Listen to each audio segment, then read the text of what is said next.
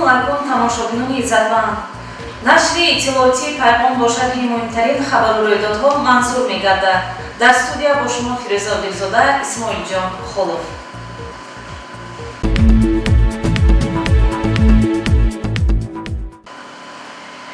иҷрокунандаи вазифаи раиси шаҳр Абдухолиқ Холиқзода дар ҷараёни боздиди худ аз чанд муассисаи ҷамоатҳо эродҳои хешро аз хусуси баъзе камбудиҳо баён дошта, масъулонро барои ислоҳи онҳо вазифадор сохт. Таваҷҷӯҳ кунед дар ин бора ба гузориши мо. чанде пеш иҷрокунандаи вазифаи раиси шаҳри Панчакент Холиқзода Абдухолиқ бо мақсади баландбардоштани сатҳу сифати корбарӣ ва беҳбудбахшидани фаъолияти кории корхонаву муассисаҳо ва ҷамоату дехоти шаҳри Панчакент ҷиҳати сазовор таҷлил намудани ҷашни 30-солагии истиқлолияти давлатӣ ва амалӣ намудани самтҳои паёми навбатии асосгузори сулҳу ваҳдати миллӣ, пешвои миллат Президенти Ҷумҳурии Тоҷикистон муҳтарам Эмомалӣ Раҳмон бо фаъолон машварати корӣ доир намуд. Роҳбарияти мақомоти иҷроияи маҳаллии ҳокимияти давлатии шаҳри Панчакент аз шароити таҳсили муассисаи таҳсилоти миёнаи умумии рақами 1 шаҳри Панчакент дида намуда, барои баландбардоштани донишу малакаи хонандагон ва фароҳам овардани шароити таҳсил ба роҳбарияти муассиса дастур дод, ки гулгашту атрофи бинои муассисаро нарм намуда, барои шинондани гулҳои мавсимӣ ва нишасти ҷойҳои хонандагон ҳар чӣ зудтар шароити мусоид фароҳам оранд. Инчунин зикр гардид, ки бо ташкили чорабиниҳои илмию фарҳангӣ завқу рағбати хонандагонро ба китобхонӣ фаро гирифта, бо мақсади амалишавии нуқтаҳои паёми навбатии асосгузори сулҳу ваҳдати миллӣ ироа гардида, наврасону ҷавонон, олимону муҳаққиқон ва устодону омӯзгоронро ба озмуни ҷумҳуриявии илм, фурӯғи маърифат ҷалб намояд. Бо ин мақсад масъулини шӯъбаи маориф ӯҳдадор гардиданд, ки аз ҳисоби хонандагон ва омӯзгорон барои иштирок дар озмуни мазкур тадбирҳои ҷиддӣ роҳандозӣ намуда, бо сармеъмори шаҳр лоиҳаи нави сохтмони муассисаи таҳсилоти миёнаи умумии рақами 1-ро бо назардошти 2500 ҷойи нишаст омода намуда, ба унвони раиси шаҳри Панчакент маълумот пешниҳод намоянд. Холиқзода Абдухолиқ бо ҳайати гурӯҳи корӣ аз корхонаву муассисаҳои шаҳр, ҷамоатҳои деҳоти саразм Сӯҷина Халифа Ҳасан дида намуда, дар алоҳидагӣ аз ҳар як роҳбарони ҷамоатҳои деҳот ҳисоботҳои ҷамъбастиро шунида, дастуру супориш дод, ки моро зарур аст беш аз ҳар вақта бо дасту дилу нияти гарм поквиҷдонона барои рушду ободӣ ва расидан ба зиндагии шоистаи мардум кору фаъолият намоем. масъулини ҷамоатҳои деҳотро зарур аст, ки дар мавсими куштукори баҳорӣ ҳамаҷониба омодагӣ дида, барои гирифтани ҳосили фаровон дар якҷоягӣ бо деҳқонону соҳибкорон тамом имкониятҳоро истифода намоянд. зеро таъсирнокии бӯҳрони иқтисодии ҷомеаи ҷаҳонӣ ба кишвари мо аз назар дур нест. мо боварӣ комил дорем, ки дар якҷоягӣ бо аҳли пиру ҷавони ҷамоатҳои деҳоти шаҳри Панчакент сиёсати пешвои муаззами миллатро амалӣ намуда, ҷашни бошукӯҳи миллӣ 30-солагии истиқлолияти давлатии Ҷумҳурии Тоҷикистонро бо тантана таҷлил менамоем.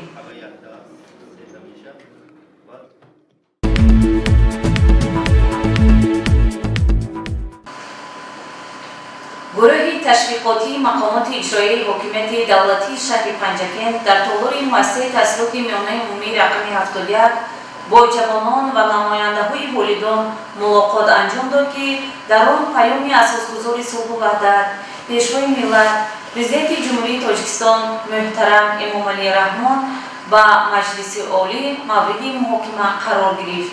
идомаи мавзӯъ дар гузориши хабарнигорони мо. мулоқоти гурӯҳи таблиғотии мақомоти иҷрои ҳокимияти давлатии шаҳрро ҷиҳати шарҳи эъзои паёми асосгузори сулҳу ваҳдати миллӣ пешвои миллат Президенти Ҷумҳурии Тоҷикистон муҳтарам Эмомалӣ Раҳмон ба Маҷлиси олӣ директори муассисаи таҳсилоти миёнаи умумии рақами 71 мағфират аҳророва кушод. Сипас дар назди ҳозирин, ки намояндаҳои волидон ва хонандагони ин муассисаи таълимиро намояндагӣ менамуданд, мудири шӯъбаи рушди иҷтимоӣ ва робита бо ҷомеаи дастгоҳи раиси шаҳр Дӯстзода Афзалшоҳ баромад карда, нахуст таъкид ба он фикр намуд, ки мо ҳамагон хоса ҷавонон бояд ифтихор аз ватану ин миллат дошта бошем. ин гуна шароит дар куҷо буд? در بیشتر کشورهایی که جنگ تحمیلی شهروندی و در بحرانهای شدید گرفتار شدگی نیستند همین سطح و همین نظام نیست.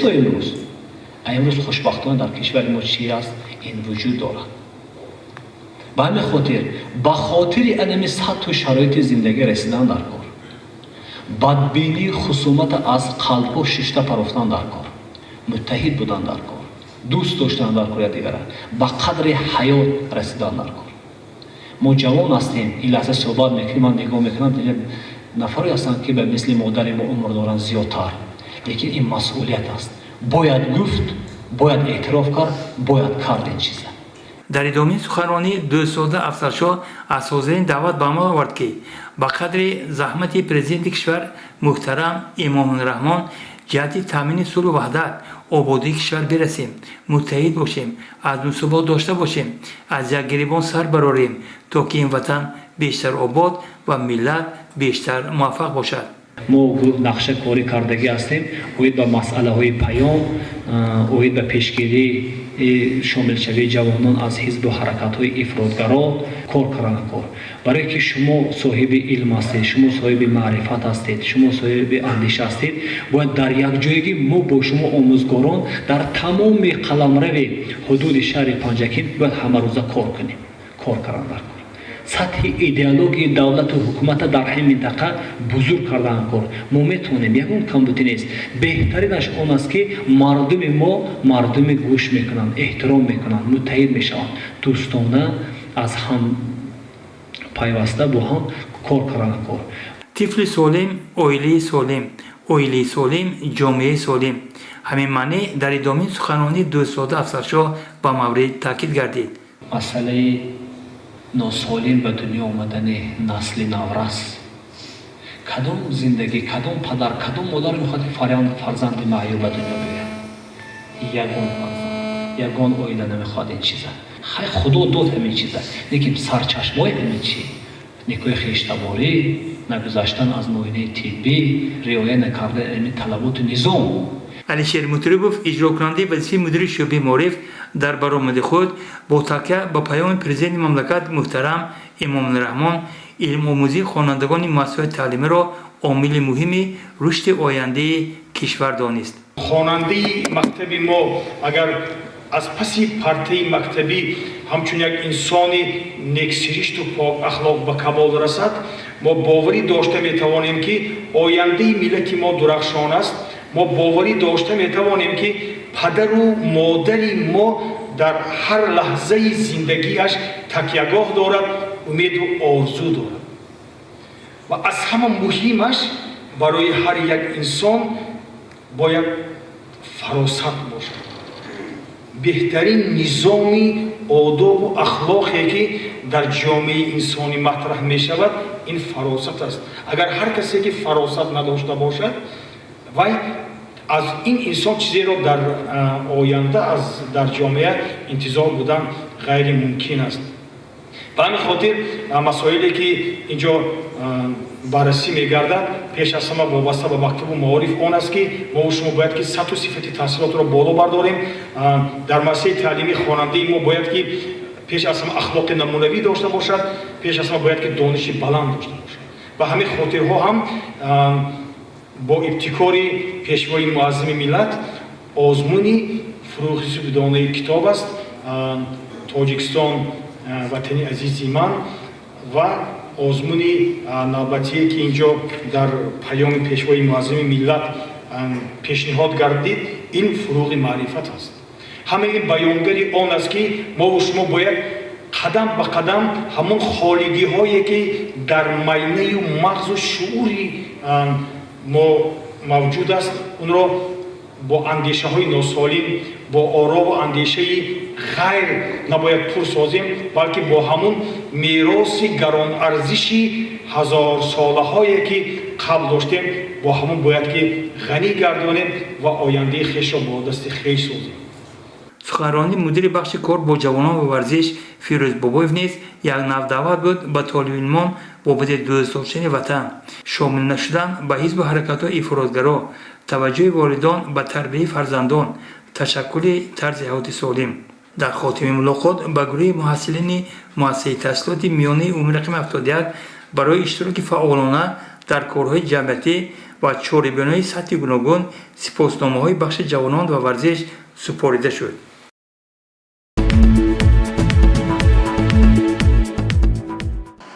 ادامه برنامه اطلاعاتی پیغام کتاب نوبتی نویسنده هندیارمان رئیس بخش پنجاکنتی اتفاق نویسندگان تاجیکستان دولتشاه طاهری با نام دیوشتیچ از جا برآمد. مصاحبه ما در همین باره آماده شده است. سالهای پیشین بود من بار اول درباره قهرمان خلق نیاگان تاجیک دیوشتیچ پسر یاتخشیتک بسیار حوادث و واقعه و آن از حفریات پیدا شده بعضی نمونه های بالا آبی وادی زرفشان که آید دیوشتیچ بود میشنیدم میدیدم اون بازیافت‌ها را و با خودم میگفتم که آخر این یک شخص بسیار برومند شهر باستانی پنجاکت است و در این باره سر کردم در همون وقتا حال به خواندن اثرهای تاریخی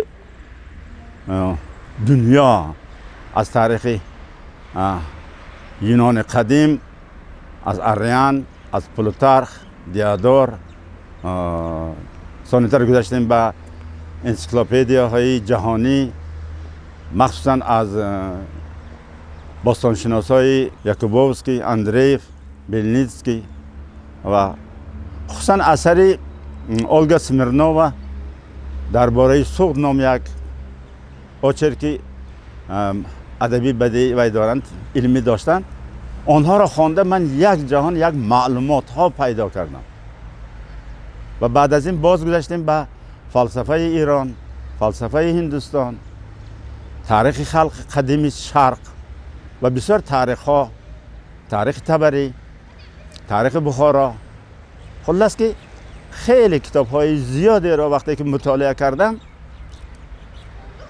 بعد یک قصه نوشته بودم سال 1987 با نام دیوشتیچ راست گپ که آن کتاب را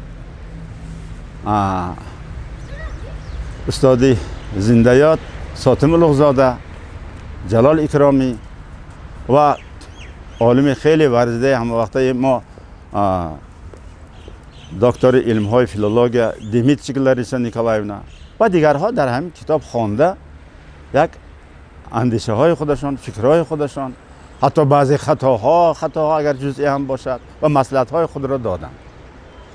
از بین 33 سال گذشت و بسیار دوستان خصوصا در اتفاق نویسندگان تاجیکستان تکلیف کردند که من باید یک رمان تاریخی دیوشتیچ را بنویسم و به این در سال گذشته موفق شدم و کتاب تاریخی دیوشتیچ را نوشته به اتمام رساندم.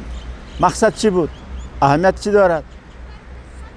مقصد اساسی ما افتخار کنیم از وطن خود از ارزش‌های ملی از بزرگان خود از نیاگان خود آنهایی که یک آید به تاریخ و تمدن و ادبگوی ها و هنرمندی ها و جانفدایی ها و کشی ها و دیگر چیزها یک توجه خاصه داشتن و این کتاب را ما از چاپ برآوردیم. باز یک چند نفر دوستا خوانده برآمدند و این را در دوشنبه در نشریات استعداد کمتر هم باشد از چاپ برآوردیم که به این کار کمتر حکومت شهر کمک رسانید. دیگر کمک ها را ما خودمون پیدا کردیم و کتاب را به چاپ رسانیدیم تا اینکه برای مردم برای اینکه آنهایی که دانند که این پنجاکент چگونه شهر بود این سقدیانه چگونه کشوری بود اون پایتخت آن شهر سمرقند چگونه یک سرزمینی بود اصالت داشت یک رفاقت داشت یک متحدی دوستی از همین بالا آب وادی زرفشان تا بخارا که زرفشان با اونجا ختم میشد در همین وادی در همین دولت چگونه واقعه و حوادث های گوناگون بودند این را مثلا از همین عصر هشتم و در عصر هشتم میلادی به وقوع آمده را با ابرزهای بدیعی با رنگ‌های خیلی ملون آن را به قلم دادیم و آن را حال من به کتابخانه مرکزی یک چند نسخه هاش را ما به آنها پیشنهاد کردیم تا اینکه میتواند خواننده ها از اینجا آمده این کتاب ها را گیرند خوانند و کلوار معنوی خودشان را غنی گردانند. من خدمتی که برای برداشت من بود من همین خدمت را من همین نوشتن همین رمان تاریخی را به اتمام رسانیده برای همدیرانم همچون تحفه بخشیده به 30 سالگی جمهوری تاجیکستان پیشنهاد کردم. چطوری که خبر داده بودیم گزارش تنقیدی از بازار فروش چارگو در شهر پنجاکент نمایش داده شده بود. راهبریت این مرکز سودا برای اصلاح وضعیت چی تدبیرها اندیشید و ادامه موضوع توجه نمایید.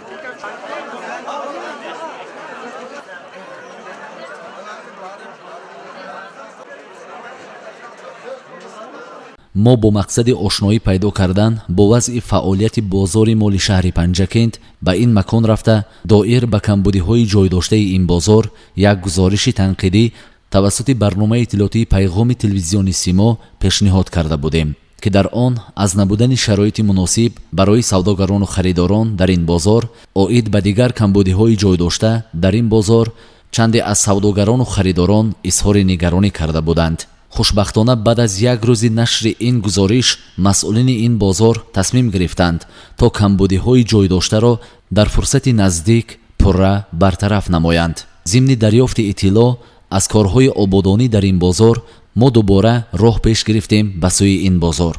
برابر وارد شدن به این مکان آگاهی پیدا کردیم که در این بازار الکی کارهای آبادانی و برطرف کنی کمبودی‌ها با سرعت ادامه داشته. مأموریت این بازار برای پره برطرف کردن آن کوشیده ایستاده است.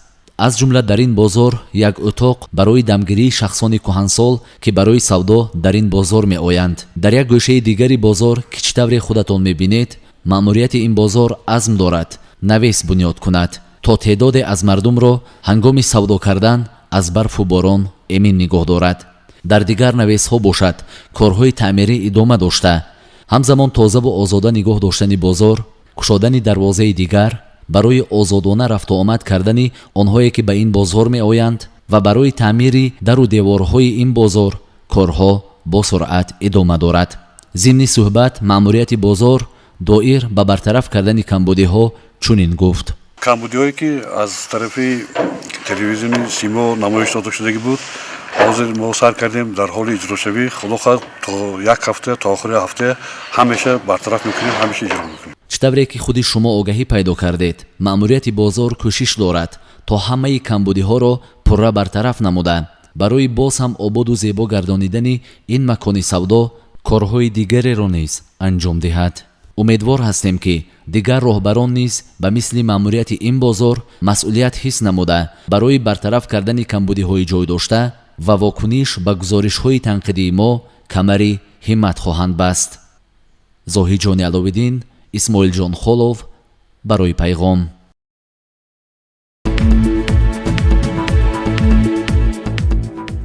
کلی کارمندان شعبه خدمترسانی اجتماعی در خانه مقامات اجرایی حکومت دولتی شهر پنجاکент و محاسب شعبه شادی فصلان نسبت وفات مادرش همدردی اظهار نموده برایش از درگاه الهی صبر جمیل می‌خواهند. خط کنندگان سال 1991 مؤسسه تحصیلات میانه عمومی رقم 29 با همصنف خود شادی منوچهر نسبت وفات مادرش همدردی اظهار می‌دارند.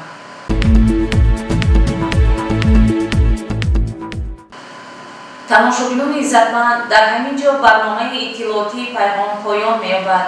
تا بازدید سلامت و خوشروز باشید.